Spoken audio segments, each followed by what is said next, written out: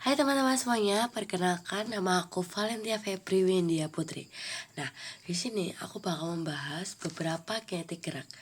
Kinetik gerak pertama yang akan aku bahas adalah vektor.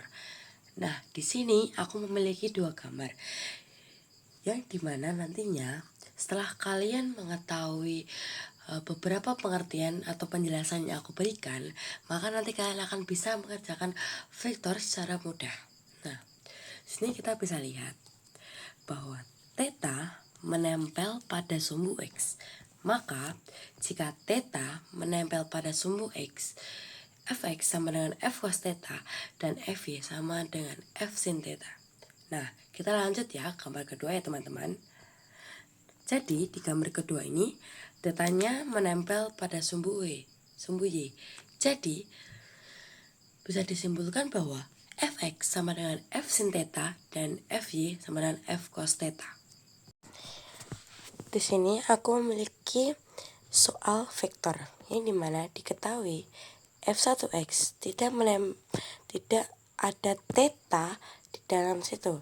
Berarti bisa kita anggap 0. Dan F1x ini menempel pada sumbu X. Jadi F1x sama dengan F cos theta. Theta itu kita ganti dengan 0 ya teman-teman. Jadi 20 dikali 1 sama dengan 20N. Kita lanjut, kita perhatikan gaya yang kedua yaitu F2. Tetanya menempel pada sumbu Y, jadi F2 sama dengan F sin 30. Tapi ini dia berada di kiri, jadi negatif. Jadi negatif 20 dikali setengah sama dengan negatif 10N. Terus kita lanjut ke yang ketiga. Itu tetanya menempel pada sumbu X. Jadi F3X sama dengan F3 cos 60. Jadi 24 dikali setengah sama dengan negatif 12. Kenapa dia negatif? Karena dia berada di kiri. Satu, kita lanjut yang Y.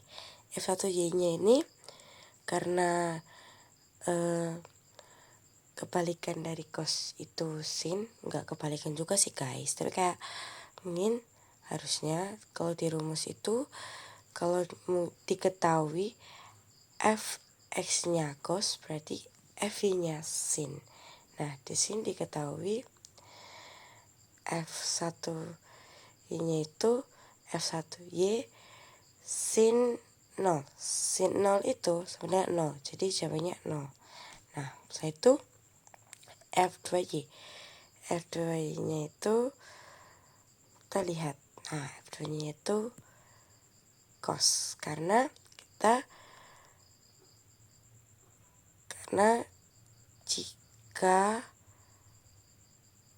kita melihat dari X nya tadi ya, sudah sin, jadi satunya E nya cos gitu. Jadi F2 cos theta, jadi 20 dikali cos theta di sini ada 30, berarti F2 cos 30, 20 dikali setengah akar 3 sama 10 akar 3. Setelah itu ada F3Y. F3Y nya ini negatif karena dia ada di bawah. Jadi F3 sin 60 sama dengan negatif 24 dikali setengah akar 3 sama dengan negatif 12 akar 3. Nah, setelah ketemu semuanya, kita bisa jumlahkan terlebih dahulu untuk kita dapat masuk ke rumus. Fx sama dengan F1x ditambah F2x ditambah F3x sama dengan 20N ditambah negatif 10N ditambah negatif 12N sama dengan negatif 2N. Lanjutnya yang Y, Fy sama dengan F1x ditambah F1y tambah F2y tambah F3y sama dengan 0 ditambah 10 akar 3 dikurangi 12 akar 3 sama dengan negatif 2 akar 3. Nah, setelah itu kita masukkan ke rumus. Rumusnya adalah akar Fx kuadrat ditambah Fy kuadrat sama dengan akar min 2 akar 2 ditambah min 2 akar 3 kuadrat sama dengan akar 4 ditambah 4 kali 3, akar 4 tambah 12, akar 16 sama dengan 4. Nah, jadi jumlah resultan vektornya adalah 4. Setelah kita melakukan pembahasan materi tentang vektor, maka kita akan berlanjut materi ke GLB, gerak lurus beraturan. Suatu benda dikatakan melakukan gerak lurus beraturan jika dalam selang waktu yang sama menempuh jarak yang sama, yang berarti kecepatannya tetap. Kita bisa lihat di dalam grafik tersebut, kecepatannya tetap atau konstan. Nah, ini bisa dirumuskan dengan V sama dengan S per T dan S sama dengan V dikali T. Dengan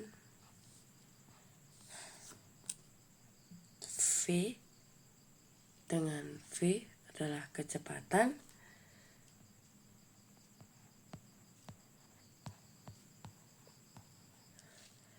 S sama dengan jarak, dan T adalah waktu.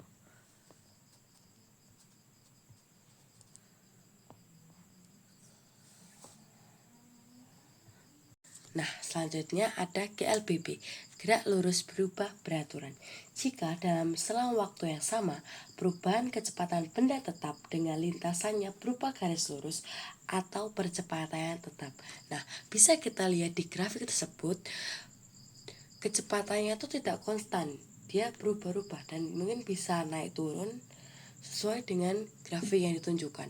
Nah, GLBB sendiri ini berbeda dengan GLB karena GLB sendiri tadi disebutkan bahwa GLB itu kecepatannya konstan atau tetap. Nah, GLBB ini kecepatannya selalu berubah-ubah dan tidak pernah sama. Nah, GLBB dapat dirumuskan dengan V sama dengan V0 plus AT, VO plus AT, S sama VOT plus setengah AT kuadrat, V kuadrat sama dengan VO kuadrat plus 2AS. Dengan VO sama dengan kecepatan awal, A sebagai percepatan, dan S sebagai perpindahan atau jarak. Nah, di sini kita lanjutkan dengan gerak vertikal. Gerak vertikal dibagi menjadi dua, gerak vertikal ke atas dan gerak vertikal ke bawah. Di sini saya akan menjelaskan gerak vertikal ke atas terlebih dahulu. Gerak vertikal ke atas yaitu jika sebuah benda dilemparkan vertikal ke atas dengan kecepatan awal VO, semakin lama kecepatan semakin berkurang karena mendapat perlambatan sebesar G atau percepatan gravitasi. Dan pada titik tertinggi, benda berhenti sesaat. Selanjutnya, yaitu ada gerak vertikal ke bawah. Jika sebuah benda dilempar vertikal ke bawah dengan kecepatan awal VO, semakin lama kecepatannya semakin bertambah karena mendapat percepatan sebesar G. Arahnya searah dengan gaya gravitasi. Jadi, bisa kita lihat di gambar tersebut bahwa jika benda dilemparkan dari tanah hingga ke atas, maka akan muncul gerak vertikal ke atas. Dan jika sebuah benda dilemparkan dari atas sampai jatuh ke tanah, maka itu akan menjadi gerak vertikal ke bawah. Gerak vertikal ke bawah ini bisa dirumuskan dengan V sama dengan VO min GT. H sama dengan FO min setengah GT. F kuadrat V kuadrat sama dengan VO kuadrat min 2GH. Nah, selanjutnya ada gerak jatuh bebas. Jika kecepatan awal benda 0, maka benda dikatakan mengalami gerak jatuh bebas. Gerak jatuh bebas bisa dirumuskan dengan V sama dengan GT. V kuadrat sama dengan 2GH. H sama dengan setengah GT kuadrat. T kuadrat sama dengan 2H dibagi G. Nah, di sini aku ada soal gerak vertikal ke atas. Sebuah bola dilemparkan vertikal ke atas dan kembali ke tempat pelemparannya dalam waktu 6s. Diketahui T sama dengan 6s. Dan ditanya kecepatan awal bola adalah berapa? Nah, ya sudah. Karena di gerak vertikal ini memiliki 3 rumus, jadi kita mencari yang dimana ada berkaitan dengan FO dan yang sudah diketahui. Jadi kita memakai rumus V sama dengan FO min GT. V sama dengan 0, FO nya FO, min GT nya tuh ada 10 dikali 6.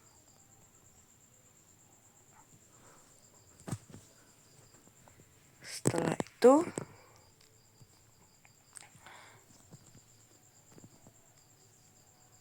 FO min 60. FO sama dengan 60. Jadi FO nya adalah 60. Makasih teman-teman. Nah, selanjutnya kita ke gerak parabola. Gerak parabola ini adalah gabungan antara GLB di arah horizontal dan GLBB di arah vertikal. Contohnya, bola dilempar miring ke depan secara horizontal, kecepatannya tetap. Secara vertikal, kecepatannya dipengaruhi gravitasi. Nah, sini bisa dirumuskan bahwa kecepatan Fx sama dengan Fu cos theta, Fy sama dengan Foy min GT sama dengan Fo sin theta min GT. V sama dengan akar Fx kuadrat plus Fy kuadrat. Nah, jika parabola ada di ketinggian maksimum, kita bisa menggunakan rumus X sama dengan Fo kuadrat sin 2 theta per 2G. Jika ada di titik tertinggi atau jarak terjauh, kita bisa menggunakan Y sama dengan Fo kuadrat sin kuadrat theta per 2G. Nah, disclaimer ya guys, ini tuh tergantung soalnya. Nah, jika ada di waktu atau jarak terjauh, kita bisa menggunakan T sama dengan 2Fo sin theta per G atau X Fo kuadrat sin 2 theta per G. Nah, di sini kita memiliki soal parabola. Ayo kita baca dulu ya guys, untuk kita dapat memahami dan mengerjakannya. Sebuah meriam menembakkan peluru dengan sudut elevasi 45 derajat. Kecepatan awal peluru sebesar 14 meter per second. Tentukan koordinat posisi peluru saat peluru mencapai ketinggian maksimum. Jadi di sini diketahui theta sama theta-nya 45 derajat dan Fo nya sama dengan 14 meter per second. Nah, di sini kita berarti mencari ketinggian maksimum, kita mencari X dan Y nya. X nya rumusnya adalah X sama dengan Fo kuadrat sin 2 theta per 2G sama dengan